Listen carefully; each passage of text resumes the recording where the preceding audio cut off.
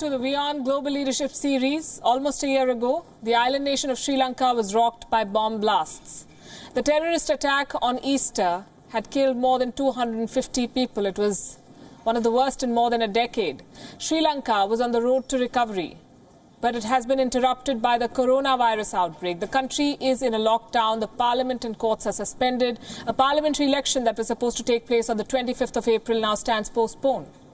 Meanwhile, religious tensions are on the rise. Can Sri Lanka make a comeback from this crisis? What does the coronavirus outbreak mean for Sri Lankans? Will the Wuhan virus change South Asia and the world? And how will it change us? We will put these questions today to Ranil Wickremesinghe, the former Prime Minister of Sri Lanka. He's joining us from Colombo. Welcome to WION, Mr. Wickremesinghe. My first question to you is, how is Sri Lanka coping with this crisis, and what do you make of the government's response? Well, actually, the lockdown has been successful. The government has acted. I must say the health service is doing a wonderful job. So is the military, the police, public sector, and the private sector. People are cooperating. So that part has been successful. But where the government, I think, made a lapse is that they did not get the equipment early in January. We should have got more testing kits, more face masks, more ventilators. We delayed on that. And I hope they are sufficient now, because we have to lift this lockdown partially. And you have to go to testing, keep testing like Germany and South Korea. To keep testing only, there's some way to hold it. Even with testing, South Korea has found cases returning. But there's no way out. Follow Germany, keep testing. And because we were fully locked down, since we were not ready at that time, we have to lift the lockdown partially and keep bringing the economy back on. This is being called another war. This outbreak is being compared to the Second World War. In your lifetime as a leader, would you say that this is the most challenging period that you have seen the whole world face together?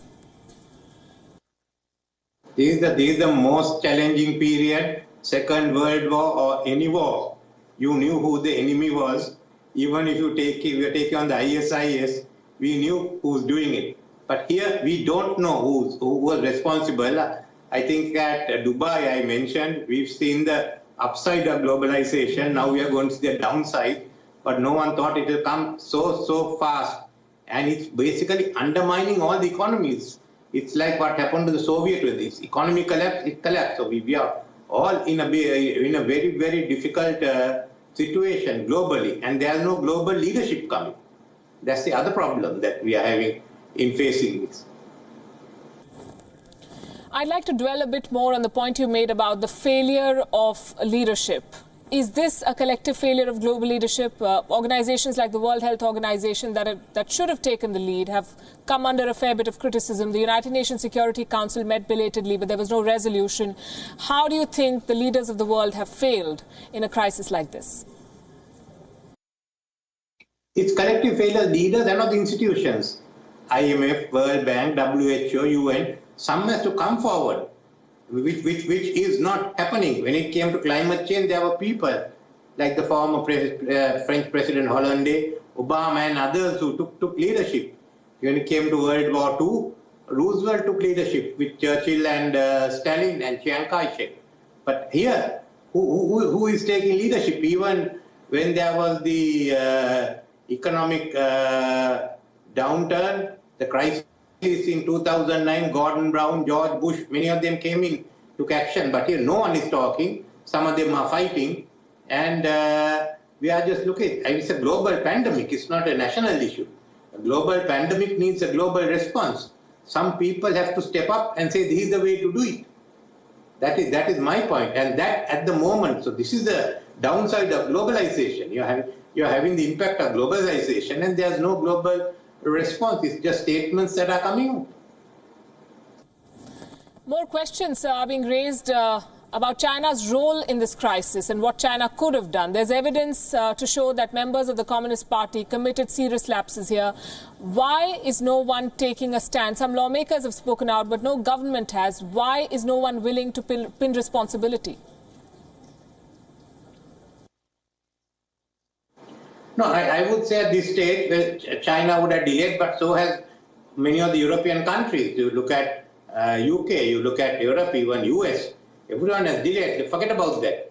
You can look at the rest of it later, but you have to get down and get things moving. The whole of Europe is closed. I mean, we are all dependent on Europe, on the West, even China. China's markets are in the West, whatever happens. So we have to look at what countries are doing. At the moment, if we are going to keep fighting with each other, nothing will happen.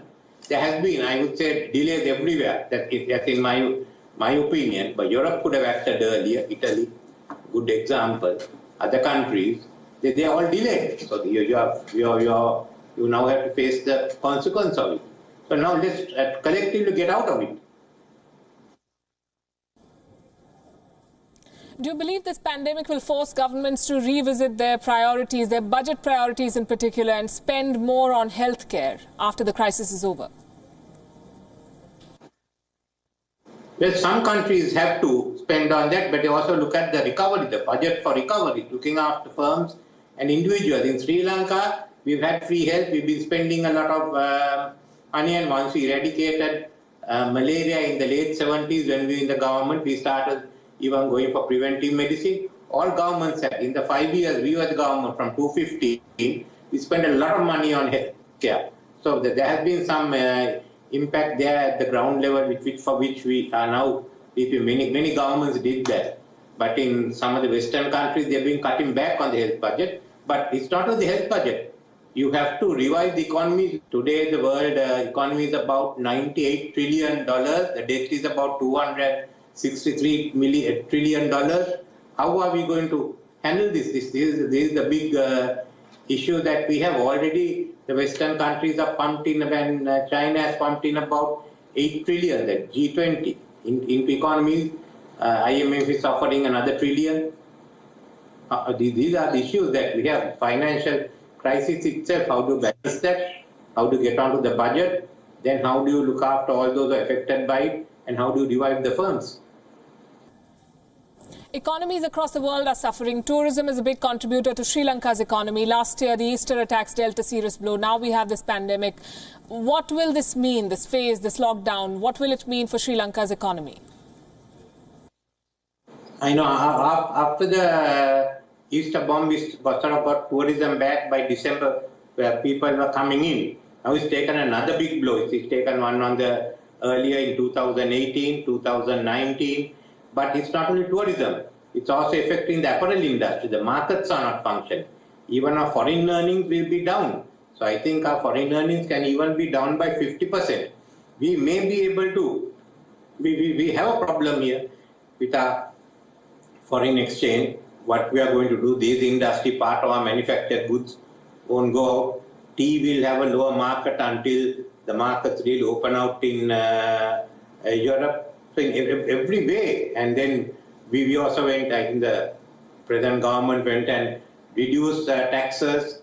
Now they are trying to bring it back. That's a stage where people can't afford. We could have taken more money out, who didn't.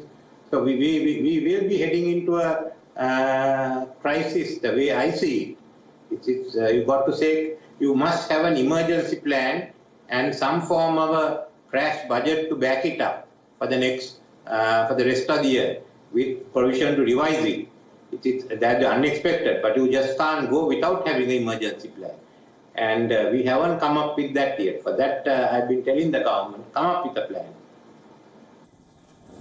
Pakistan has sought loan waivers from all the lenders, including China. Should Sri Lanka too ask China for a loan waiver in light of these developments? We can ask China, but whether it is China or any other countries, they will all have to take a policy decision. If you give one, you have to give the others. But our problem is that our bulk of our foreign loan is about, I think, about 50% of our debt is really international sovereign bonds. China, India, all come up to about 15 to 20% only. So the issue is the international foreign bonds, and we have to pay another $1 billion in a few months' time. So we take it off our reserves come down. I can't see any new money coming in. Earlier we balanced it out by 2016, 17, and we are on the path to repayment. I think the government is now talking with the IMF because they have restored what the revenue back to the levels that the IMF wanted them. But it's going to be difficult. We will somehow pay this money, I feel, but then our reserves will go down further, and there's no way of meeting that gap. So we are all going to be in trouble by now, if not this year, by next year.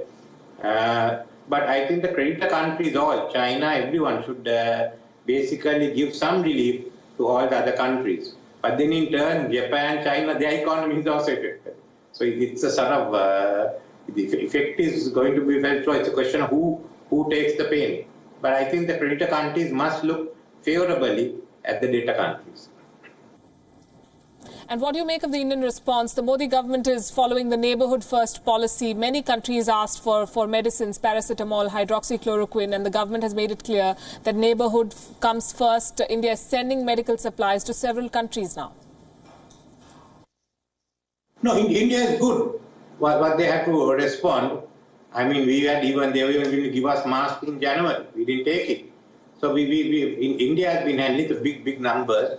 Places like Kerala has had a good health service like us, Tamil Nadu, but the big poorer states would have found a problem. So you also have to come to a lockdown. The other problem that India had is that part of your raw materials come from China, and when those factories are not working, India also had a problem. But I hear that I've heard that some of the raw materials coming in, so then they can supply.